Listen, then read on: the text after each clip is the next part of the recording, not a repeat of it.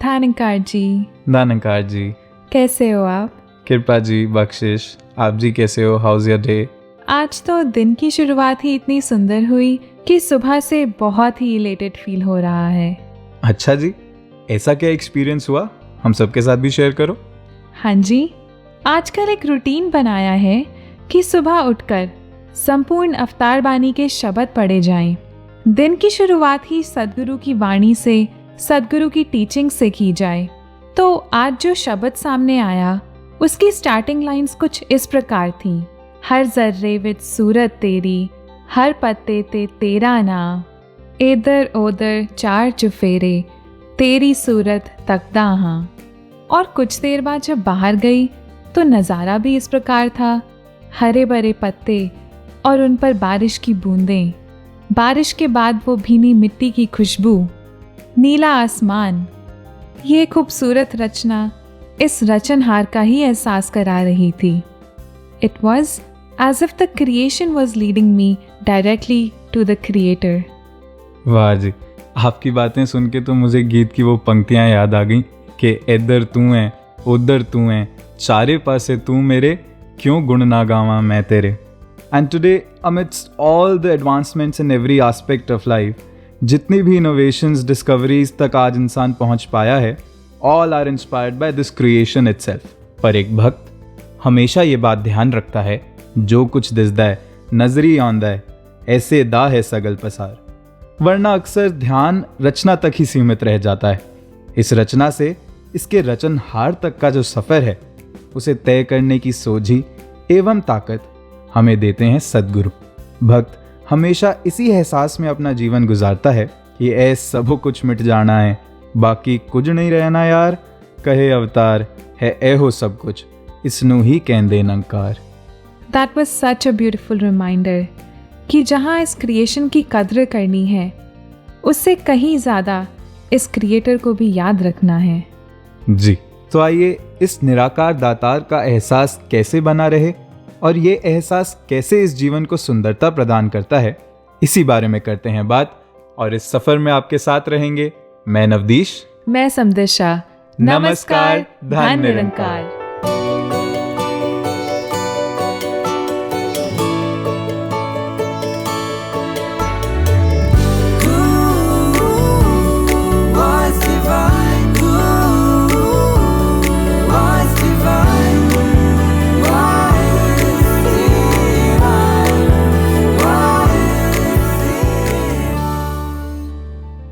नवदीश जी, जब इस रचनहार की बात कर रहे हैं तो देखा जाता है कि कभी कभी इस परमात्मा की एग्जिस्टेंस पर भी सवाल उठाया जाता है। कितनी आसानी से कह दिया जाता है कि ये है भी या नहीं। समदिशा जी, इस संदर्भ में तो मुझे एक एग्जाम्पल याद आ रहा है जो कई बार सुनने को मिला। एक घर के दो सदस्य, पिता और बेटा, आपस में अक्सर बहस करते रहते। जहां बेटा इस प्रभु पिता परमात्मा के गुण गाते ना थकता, वहीं पिता परमात्मा के अस्तित्व में ही विश्वास नहीं रखता था। एक दिन दोनों की बहस इस हद तक पहुंच गई कि पिता नाराज होकर बेटे के कमरे से ही बाहर चले गए। जब वापस आए तो पिता ने देखा कि बच्चे की कैनवस पे पिता की एक सुंदर तस्वीर बनी हुई थी। पिता ने बेटे से पूछा कि इतनी सुंदर इमेज किसने बनाई? बेटे ने आगे से जवाब दिया कि जी, हवा चली, ब्रशेस उड़े, रंग अपने आप बिखर गए और आपकी एक सुंदर तस्वीर बन गई। पिता ने बेटे से कहा, बेटे, मैं तुम्हारा पिता हूं, मैं भी जानता हूं कि ऐसे तस्वीर नहीं बन सकती। सच सच बताओ, ये तस्वीर कैसे बनी? बेटे ने आगे से बहुत ही भावपूर्वक ये बात कही कि पिताजी, अगर एक छोटी सी तस्वीर अपने आप नहीं बन सकती तो ये सारी कायनात को बनाने वाला भी तो कोई होगा। इस बात से पिता को भी समझ आया कि जहां क्रिएशन है वहां क्रिएटर भी है। हाँ जी, कादर है इसीलिए तो कुदरत है। जब भी इस क्रिएशन को देखें तो ध्यान क्रिएटर की तरफ ही जाना चाहिए। और शहंशाह बाबा अवतार सिंह जी महाराज ने रचनहार और इसकी रचना का कितनी खूबसूरती से वर्णन किया है संपूर्ण अवतार बानी के इस पावन शब्द में। सच्चा साहिब, सच्चा साहिब, सच्चा साहिब, सच्चा साहिब। सच्चा साहिब रात बनाए, मौसम भी तैयार करे। सच्चा साहिब रात बनाए, मौसम भी तैयार करे। सूरज चंद बनाए ए हो, सूरज चंद बनाए ए हो। पैदा दिन त्योहार करे, पैदा दिन त्योहार करे। सच्चा साहिब, सच्चा साहिब, सच्चा साहिब, सच्चा साहिब।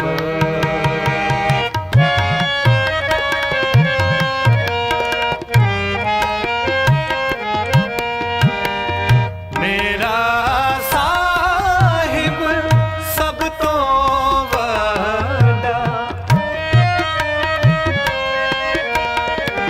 मेरा साहिब सब तो वड्डा।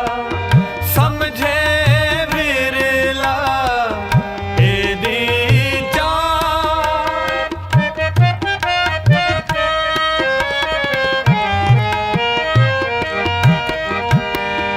अग हवा ते पानी साजे। धरती थल्ले और पता, धरती थल्ले और पता। सच्चा साहिब, सच्चा साहिब।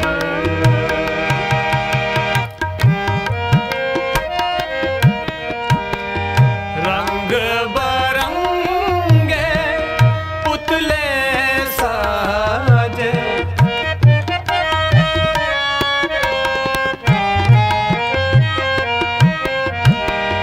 रंग बरंगे पुतले साजे। फेरे टोरे पाके जान,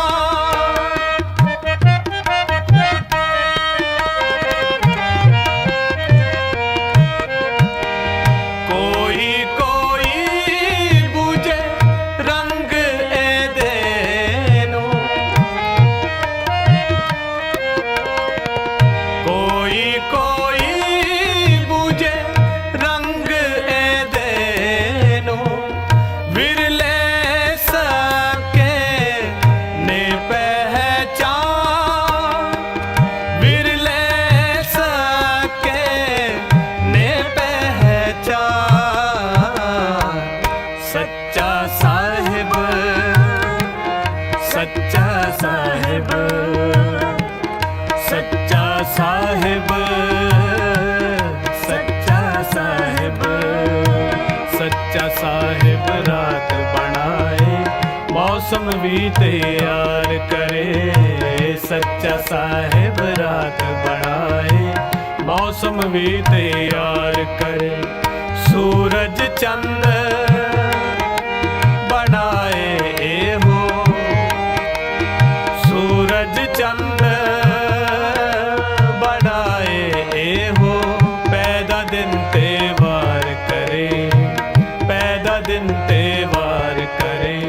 सच्चा साहिब, सच्चा साहिब, सच्चा साहिब, सच्चा साहिब। निरंकार की बात कर रहे हैं, पर ये निरंकार परमात्मा मेरी जिंदगी में आया कैसे? आज अगर मैं निरंकार को देखकर महसूस कर पाता हूँ और इन्हें अपने अंग संग देख पाता हूँ, ये किसकी बदौलत है? ये किसका रहम करम है? ये कृपा है सद्गुरु की। हाँ जी नवदीश जी, ये जिंदगी में जो आनंद महसूस हो रहा है, जिंदगी सुंदर और सरल सी लगने लगी है, ये सिर्फ सद्गुरु की कृपा से है। ज्ञान की रोशनी से क्लैरिटी मिल गई है और जिंदगी में किसी भी तरीके का भ्रम या डाउट अब रहा नहीं। जिंदगी सच के साथ एक ट्रू सेंस में जी पा रही हूँ। सद्गुरु किसी भी युग में किसी भी रूप में आए, संदेश हमेशा सच का ही रहा है। And I feel so blessed कि हम सभी को सद्गुरु की छत्र छाया मिलती आ रही है। बंदे को अपनी मंजिल तक जो ले जाता सद्गुरु है। कहे हरदेव मनुष्य तन की कदर सिखाता सद्गुरु है। भाग्यशाली हैं हम जिन पर सद्गुरु की कृपा बरसी है। नवदीश जी, जुलाई का महीना चल रहा है और इसी महीने 2 साल पहले सद्गुरु माता सुदीक्षा जी महाराज ने हम सबके सर पर अपना प्यार भरा हाथ रखा था और तब से ही इनका हर पल मानवता को ही समर्पित रहा है। उनके एक एक वचन से जो मार्गदर्शन मिल रहा है उससे मानो जीवन की दिशा और दशा दोनों ही बदल रही है। सांस लेने में जो आसानी है ये मेरे मौला की मेहरबानी है। पीरो मुर्शिद का फजल है सारा, मुझ पे अल्लाह की निगहबानी है। तेरा होना ही मेरा होना है, मेरी बस इतनी सी कहानी है, मेरी बस इतनी सी कहानी है। वाह जी समदिशा जी, जब हमारे जीवन की दिशा और दशा दोनों ही इनके वचनों से संवरनी है तो आइए फिर सुनते हैं सद्गुरु माता सुदीक्षा जी महाराज का ये पावन संदेश।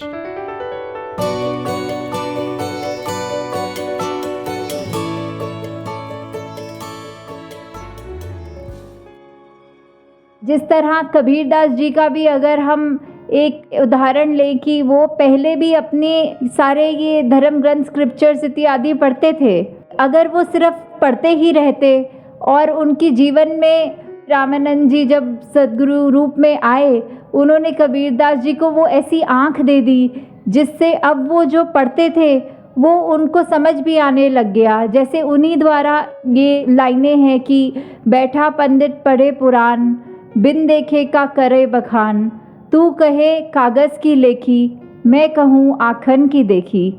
सीमित है एक जिसने ये ज्ञान की नज़र नहीं प्राप्त करी, उसके लिए तो वो अक्षर सिर्फ अक्षर तक ही रह जाते हैं। पर जिस तरह की वो कह रहे हैं तू कहे कागज़ की लेखी, कि कागज़ में जो लिखा है तू तो वही बता रहा है, मैं कहूँ आखन की देखी, कि मैं अपने आँख से जो देखा है, जो महसूस किया है, जो मैंने अवस्था को प्राप्त किया है, उसका बयान वो बता रहे हैं।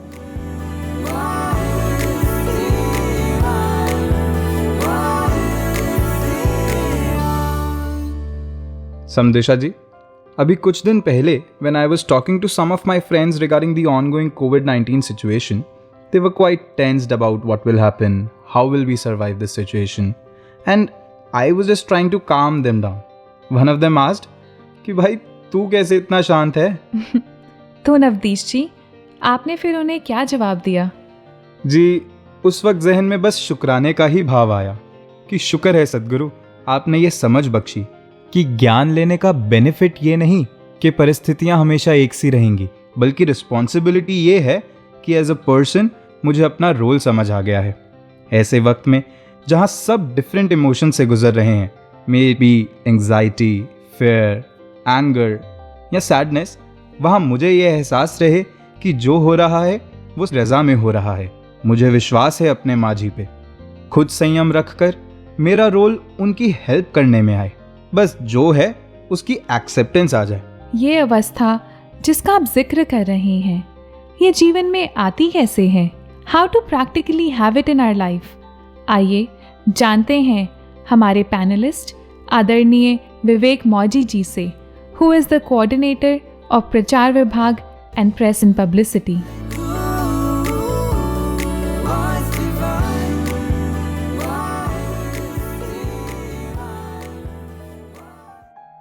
दरअसल ब्रह्म ज्ञान के बाद ही इंसान को इस सच्चाई की समझ आती है कि मैं शरीर में तो हूँ लेकिन मैं शरीर नहीं हूँ। मेरी असल पहचान, जो मैं अपने आप को जस्ट शरीर तक सीमित रखे हुए था, जिसके कारण मेरी सोच का दायरा, मेरी समझ का दायरा या मेरा दृष्टिकोण, मेरा एटीट्यूड, ये कहीं ना कहीं इस शारीरिक वृत्तियों के साथ जुड़ा हुआ था। लेकिन जिस वक्त मेरे जीवन में इस निराकार दातार का बोध होता है सतगुरु की कृपा से, तो मेरी जो आत्मा जिसके कारण मैं जिंदा हूँ, ये चूँकि परमात्मा का अंश है, इसे अपने मूल स्रोत का पता लग जाता है। और जो धर्म ग्रंथों में, शास्त्रों में जिस बात का जिक्र किया गया है कि आत्मा में 2 गुण होते हैं, सत्य भी है, चित्त भी है। सत्य वो है जो कायम दायम रहने वाली है, और चित्त यानी जो चेतन है। तो आत्मा सत्य भी है और चित्त भी है, लेकिन परमात्मा सत्य भी है, चित्त भी है और आनंद भी है। इसीलिए प्रभु परमात्मा को सच्चिदानंद भी कहा जाता है। हम लोग जनरली क्या होता है कि आनंद का अर्थ दुनियावी शब्दों में या दुनियावी अर्थों में इस तरह से महसूस करके अपनी ज़िंदगी में लागू करते हैं। मान लीजिए मैंने कहीं चाय पी, मुझे बहुत स्वाद लगी और मैं कह देता हूँ आहा कितनी स्वाद चाय है, आनंद आ गया। कहीं पर मनपसंद खाना मिल गया तो खाना भोजन खाते ही आहा आनंद आ गया। दरअसल जो आनंद का असल गहरा अर्थ है वो है ये समरस। समरस यानी एक रस रहना। तो परमात्मा जो समरस है यानी एक रस है, एक रस यानी सहज है, स्थिर है, ये कायम दायम है, इसके अंदर हलचल नहीं है। तो चूंकि मेरी आत्मा जब तक परमात्मा से नहीं मिली होती तो इसके अंदर हलचल होती है, ये अस्थिर होती है। या यूं कहें कि आत्मा से परमात्मा से मिलन ना होने के कारण मेरी जो ज़िंदगी जीने का तरीका होता है उसमें सांसारिक तौर पर, दुनियावी तौर पर जितने भी परिवर्तन या बदलाव होते हैं उसका प्रभाव मेरे जीवन में होता है। छोटी छोटी बात पर मैं विचलित हो जाता हूँ। लेकिन जिस वक्त the moment I am connected to this God, इस ब्रह्म ज्ञान के द्वारा मुझे समझ आती है तो ये आत्मा के अंदर भी परमात्मा वाले गुण आने शुरू हो जाते हैं। लेकिन इसमें ध्यान रखना बड़ा ज़रूरी ये है कि ये कनेक्टिविटी जब तक बनी रहती है और जब जब यह कनेक्टिविटी बनी रहती है तब तब मेरे जीवन के अंदर ये परमात्मा वाला जो गुण है, बिल्कुल शांत, बिल्कुल स्थिर और बिल्कुल सहज हो जाना, तो ये मेरा स्वभाव बन जाता है। कई बार क्या होता है कि जैसे हम किसी गंगा नदी का ही नाम ले लें, गंगा नदी के किनारे गए, वहाँ पानी एक बोतल में भरा और बोतल को अच्छी तरह से उसका ढक्कन बंद कर दिया, लेकिन उसी बोतल को रस्सी से बांध करके गंगा नदी के घाट पर ही गंगा में ही लटका दिया, उसी में डुबो दिया। अब पानी बाहर भी गंगा का है, अंदर भी गंगा का है, लेकिन वो बाहर भी सेम, अंदर भी वही सेम पानी होते हुए भी वो एकमिक नहीं है, क्योंकि ढक्कन बंद है बोतल का। और जिस वक्त ढक्कन खुलता है तो बाहर वाला पानी और अंदर वाला पानी वो एकमिक हो जाता है। बाबा हरदेव सिंह जी महाराज ने पावन हरदेव वाणी में फरमाया है कि गुरु ज्ञान से निरंकार को जाना है, पहचाना है। इस निरंकार को जान लिया, पहचान लिया, जो शास्त्रों में जो निशानियां थी, मुझे समझ आ गई कि हाँ यही ईश्वर परमात्मा है जिससे मेरा बोध हुआ है। लेकिन बाबा हरदेव सिंह जी महाराज जी ने अगली पंक्ति में जो बख्शिश की है कि टारगेट क्या है, अवस्था कौन सी हासिल करनी थी, वही शांत, वही स्थिर अवस्था हासिल करनी थी, जिसके लिए सच्चे पातशाह ने अगली पंक्ति में कहा है कि इससे एकमिक हो जाना ही असल में इसको पाना है। तो जब हम शरीर में रहते हुए भी इस आत्मा को परमात्मा के साथ जुड़ने में, इस शरीर को और शरीर के साथ जुड़ी हुई सारी चीज़ों को, सुख के साधनों को साधक बना लेते हैं, इसका सपोर्टिंग टूल बना लेते हैं, फिर मेरी एकमिकी अवस्था बन जाती है। और वो सपोर्टिंग टूल्स हैं सत्संग, सेवा, सिमरन, जिसके माध्यम से मेरी निरंकार से कनेक्टिविटी बनी रहती है। इसके जैसा मेरा स्वभाव धीरे धीरे बनना शुरू हो जाता है। निरंकार स्थिर है, मैं भी सहज और स्थिर धीरे धीरे होता चला जाता हूँ। निरंकार अचंचल है, तो मेरे भीतर भी कहीं ना कहीं जो दुनियावी उतार चढ़ाव के कारण जो चंचलता होती है, जो प्रभावित होना होता है, वो फिर उससे मुझे मुक्ति मिल जाती है और मैं सहज में ही इस जीवन के अंदर निरंकार वाले गुणों को अपनाता चला जाता हूँ।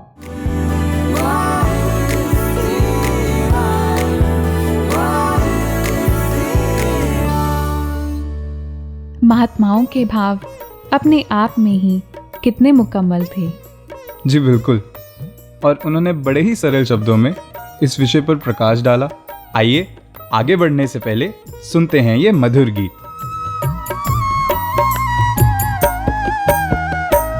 सतगुरु दीनी ऐसी नजरिया, हर कोई लागे मीत रे,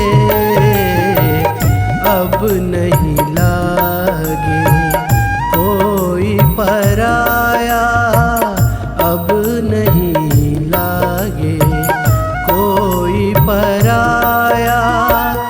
सबसे हो गई प्रीत रे, सतगुरु दीनी ऐसी नजरिया, हर कोई लागे मीत रे, सतगुरु दीनी ऐसी नजरिया।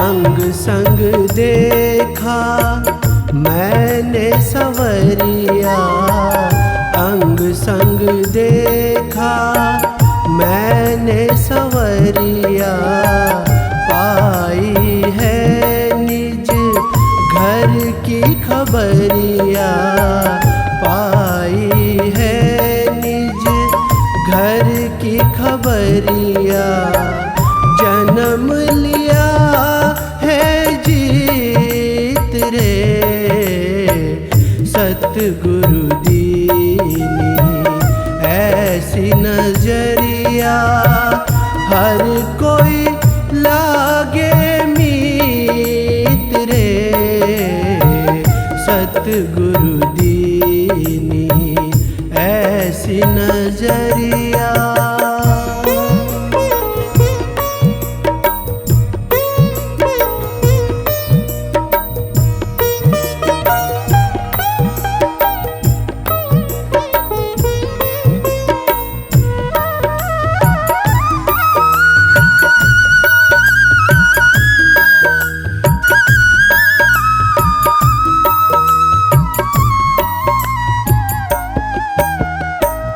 बनते बनते बिगड़ गया था, मिलते मिलते बिछड़ गया था, बनते बनते बिगड़ गया था, मिलते मिलते बिछड़ गया था, अब है मिला मन मीत रे, सतगुरु दीनी ऐसी नजरिया, हर कोई लागे मीत रे,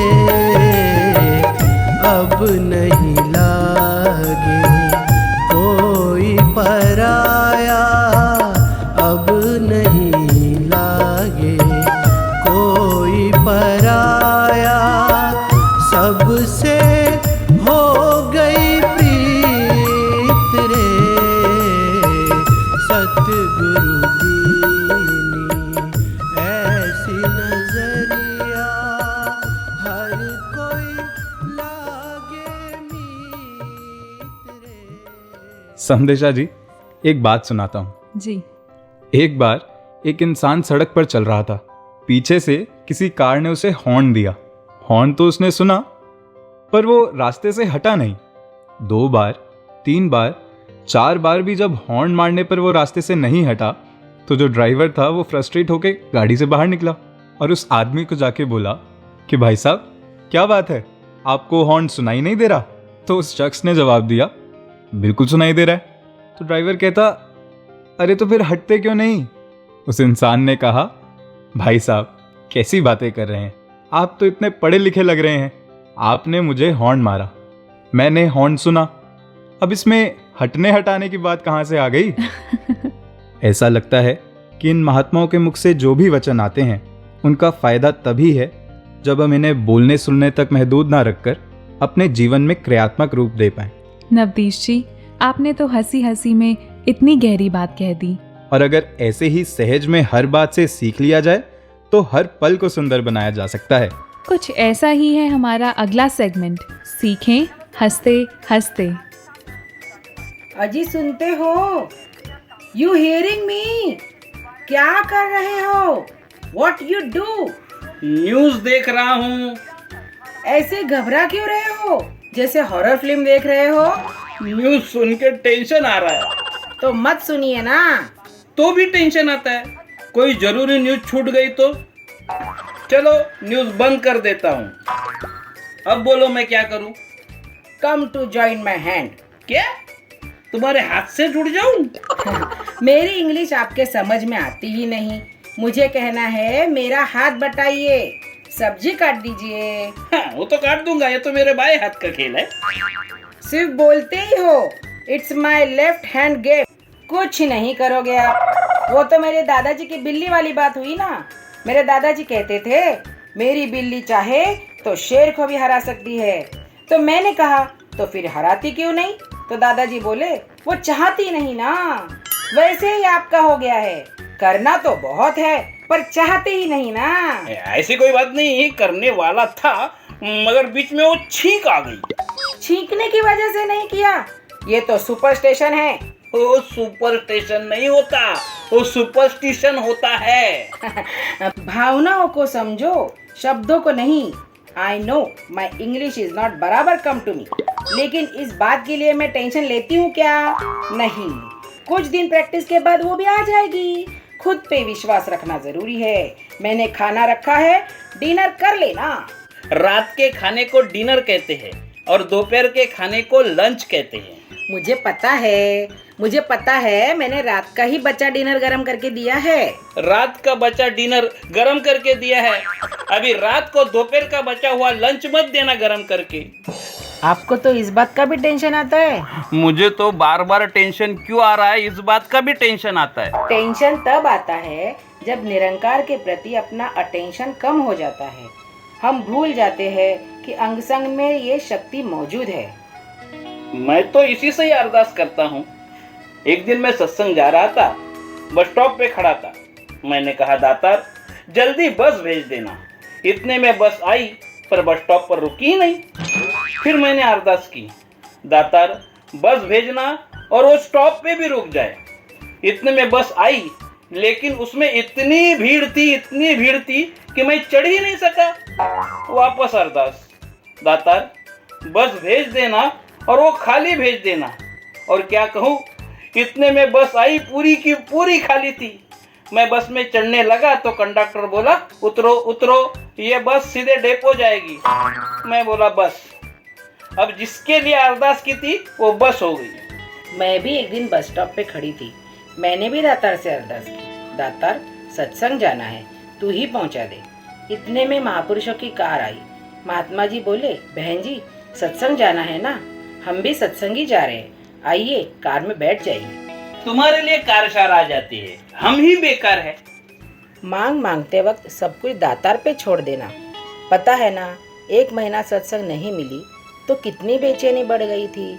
सभी संतों ने अरदास की, दातार हमें किसी भी माध्यम से संतों का संग मिले, ज्ञान की चर्चा हो ताकि मन भटके ना। और माताजी की कृपा हुई, ऑनलाइन गुरु चर्चा शुरू हो गई। और सदगुरु की कृपा देखो, 1 मिनट में हम विदाउट वीज़ा लंदन, दुबई, विदेशों में गुरु चर्चा के माध्यम से पहुंच जाते हैं। वो तो है, लेकिन जब खाली बैठ जाता हूँ ना तो टेंशन आ जाता है। यू नो, एम्प्टी माइंड शैतान होम। ये क्या? खाली दिमाग ही शैतान का घर है। ये तो मैं खुद को समझाता हूँ, लेकिन ये टेंशन कब जाएगा? जब मैं मरेगा। तुम क्यों मरोगी? मैंने कहा जब मैं मरेगा तब टेंशन जाएगा। मैं करता हूँ, ये मैंने किया, अब मैं क्या करूँगा, इन सब की जड़ तो मैं है। करने करावन हार तू है, ये मन मान जाएगा तभी टेंशन जाएगा। ये तो बात ठीक है दातार, तू सचमुच दयालु है, कृपालु है, तेरी दया सब पे बनी रहे। अब आए ना शिकवे से शुक्राने तक। हाँ, blissfulness is not a phase but a state of mind. हाँ, ये बराबर कहा। क्या? गुरुमत की बातें और इंग्लिश दोनों।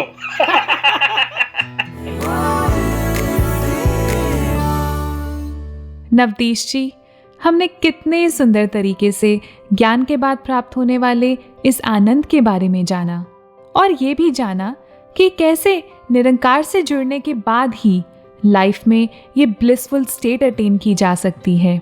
एंड आई थिंक ज्ञान लेने के बाद इस ब्लिसफुल स्टेट तक का सफ़र भी इक्वली इम्पॉर्टेंट है। बिल्कुल जी।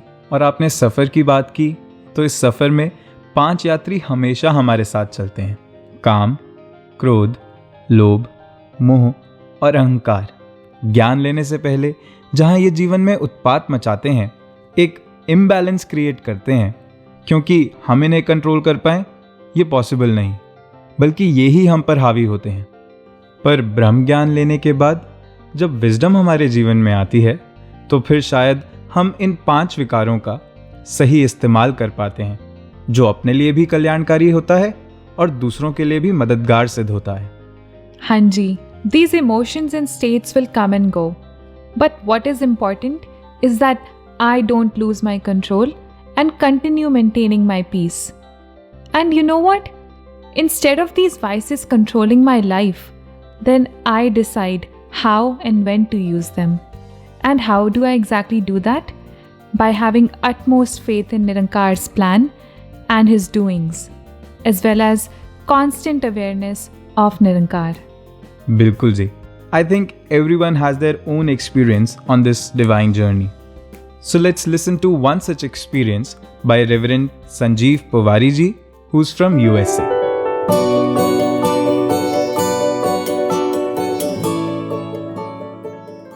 We often hear in Sangat that ज्ञान कर्म में ढल जाए तो जीवन का श्रृंगार बने. In 2015 or 2016, there was a wedding planned in US, and the family from groom side is an Ankari family, and they requested that they wanted to have a sangat a week before the actual wedding at their home.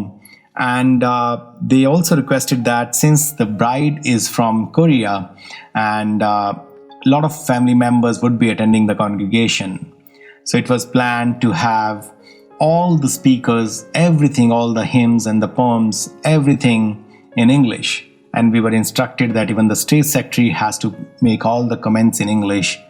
So on the day of the Sangat, everything went very well. Speakers were pre-informed and everything was conducted in English. So the Sangat was over and there were a lot of members who actually visited from the bride's side. Sangat was over, and after the langar, all the saints started heading back to their homes. And after everything was over, everybody left.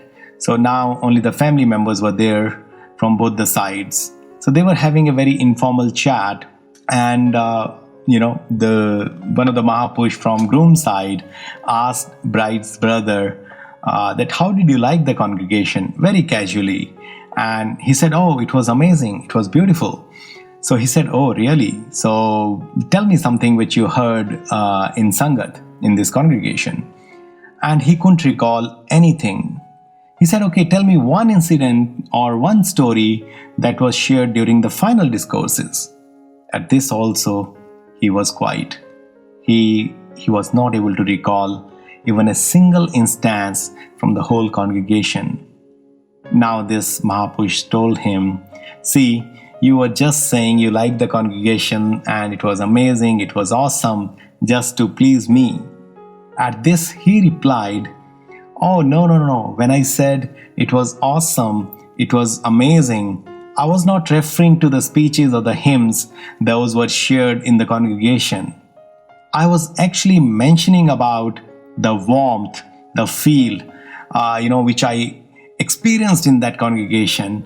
After this congregation, there was a dinner served, the meals were prepared, meals were served, and I could not actually differentiate that who is from the family and who are the outsiders.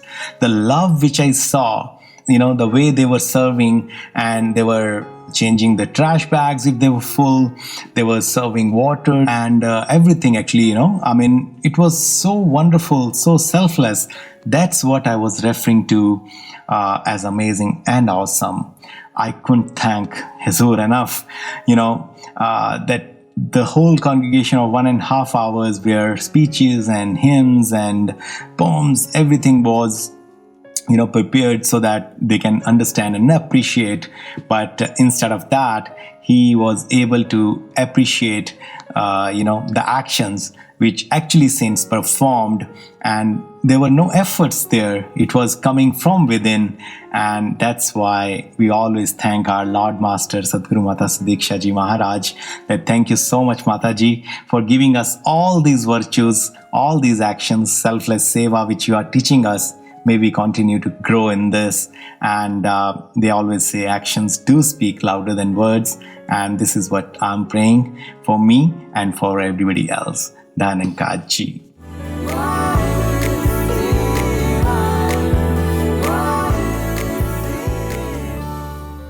महापुरुषों का experience सुनकर एक coat याद आ रहा है, a drop of action is better than an ocean of words.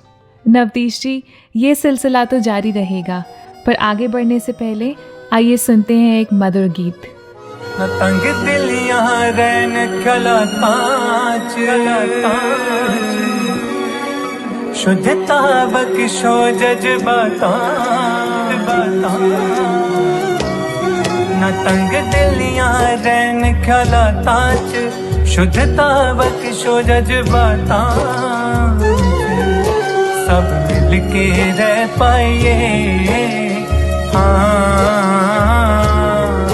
सब मिल के रह पाइए, है मंगिए दीन दयाल, सोचा बना दे वो विशाल ते खुशहाल, सोचा बना दे वो विशाल ते खुशहाल।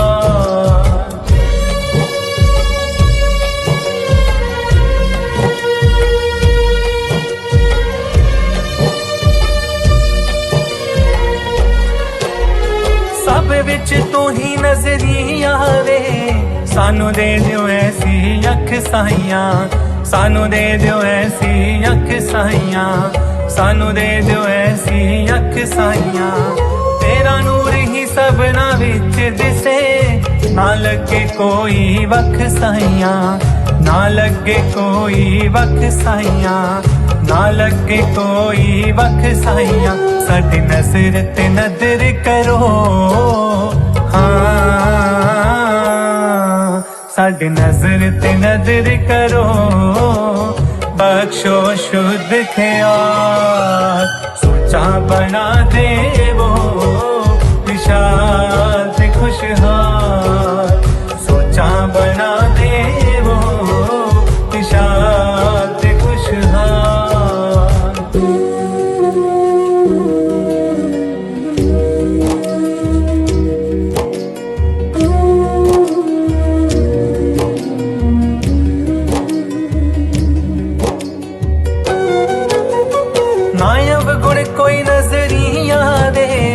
गुण सबना दे तक दे जाइए, गुण सबना दे तक दे जाइए, गुण सबना दे तक दे जाइए, मन हुक्म जो सानू आवे, उस राह उत्ते चल दे जाइए, उस राह उत्ते चल दे जाइए, उस राह उत्ते चल दे जाइए, सतवचनी बन जाइए, सतवचनी बन जाइए, न करिए कोई सवाल, सोचा बना दे वो विशाल ते खुशहाल, सोचा बना दे वो विशाल ते खुशहाल, सोचा बना दे वो विशाल ते खुशहाल। महापुरुषों के एक्सपीरियंसेस सुनकर ध्यान में एक अपना भी एक्सपीरियंस आ रहा था, जो आपके साथ साझा करना चाहूँगी। जी जी बिल्कुल। Recently when I was applying for jobs, there was this one company जिससे बहुत पॉजिटिव रिस्पांस मिल रहा था, जो इंटरव्यूज़ हुए वो भी बहुत सक्सेसफुल हुए, बट इतनी वेट के बाद जब नतीजा आया तो पता चला कि I did not get the job। इतनी उम्मीद बन गई थी कि जब ये खबर मिली तो मन बहुत निराश हुआ। मन में सवाल भी उठा कि इतनी मेहनत, इतना लगन से इंटरव्यू करने के बाद भी why did I not get the job? ऐसा क्यों हुआ? लेकिन उसी समय महापुरुषों ने एक शब्द कहकर मेरा पूरा पर्सपेक्टिव ही चेंज कर दिया। नवदीश जी, जानना चाहेंगे वो क्या शब्द था? बिल्कुल बताइए ना। उन महापुरुषों ने मुझसे कहा, कंग्रेचुलेशंस, कंग्रेचुलेशंस कि आपकी जॉब नहीं लगी। और साथ में ये भी समझाया कि कभी कभी काम का ना होना भी काम का होना होता है, क्योंकि अगर करने कराने वाला सिर्फ निरंकार प्रभु पिता परमात्मा है तो ऐसा कैसे कि इसके विधान में कुछ गलत हो। ये सोच आते ही मन में शुक्र ही निकला कि थैंक यू निरंकार, आपने जो कुछ भी किया इससे बेटर मेरे लिए और कुछ हो ही नहीं सकता। और ऐसी बात नहीं है कि the interview process went in vain. I became more resilient, more confident and learned a lot about myself as a result. And आगे चलकर इन्हीं क्वालिटीज़ की वजह से I got hired for an even better job. वाह जी, इतना विश्वास, ऐसा सरेंडर। सच में ये अवस्था सिर्फ निरंकार से जुड़कर ही जीवन में बन पाती है। पर निरंकार से जुड़ा तो तब जाए ना जब इसे जानने की इच्छा हो, वो लगन हो और इसे पाया जा सकता है। इस बात का प्रमाण हमारे स्वर्णिम इतिहास में अनेकों जगह दर्ज है। जो सच्चे मन से पुकारता है, परमात्मा को पाने की इच्छा रखता है, वो इसे पा भी लेता है। जैसे तिल में तेल है, ज्यों चकमक में आग, तेरा साईं तुझ में है, तू जाग सके तो जाग। Exactly. Sandisha ji, I feel every soul is potentially divine. And when the soul is ready, Master arrives. इसी पोटेंशियल की बात हर युग में हर संत, महात्मा, सद्गुरु ने की है। तो आइए जुड़ते हैं बाबा हरदेव सिंह जी महाराज के ऐसे ही एक पावन संदेश के साथ।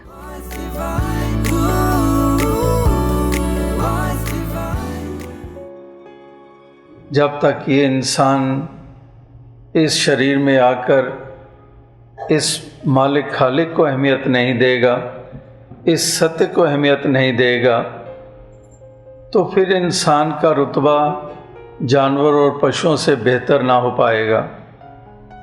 इसीलिए कहा है, जब तक आत्मा को अपने मूल का बोध नहीं होता है, तब तक इंसान का इस शरीर में आना भी निरर्थक हो जाता है। जैसे वो साधारण शब्दों में गीत बोले जाते हैं कि जन्म लिया इंसान का, पता नहीं भगवान का, वाह रे वाह तेरी बंदगी। कि जन्म इंसान का लिया और जिसकी बंदगी भक्ति कर रहा है उसी का ही पता नहीं है कि कमाल की बंदगी है, कि सामने है ही नहीं। इसी तरह से जब तक इस परमात्मा ईश्वर निराकार से नाता इस आत्मा का जुड़ता नहीं है, जब तक इसको बोध प्राप्त होता नहीं है, तब तक केवल ख्याली बातें रह जाती हैं। परमात्मा के प्रति अनुमान ही तो हैं, शायद वो ऊपर बैठा हुआ है, शायद वो जंगलों में है, शायद उसका ये रूप है, शायद ही चल रहा है, और शायद अनुमान हुआ करते हैं, केवल अजम्पशंस। जानो परमात्मा को जिसकी पूजा करते हो। तो इसलिए इंसान ये जन्म तुझे सुहिला मिला है, इस जन्म को पाकर तो इस मालिक खालिक की पहचान कर ले।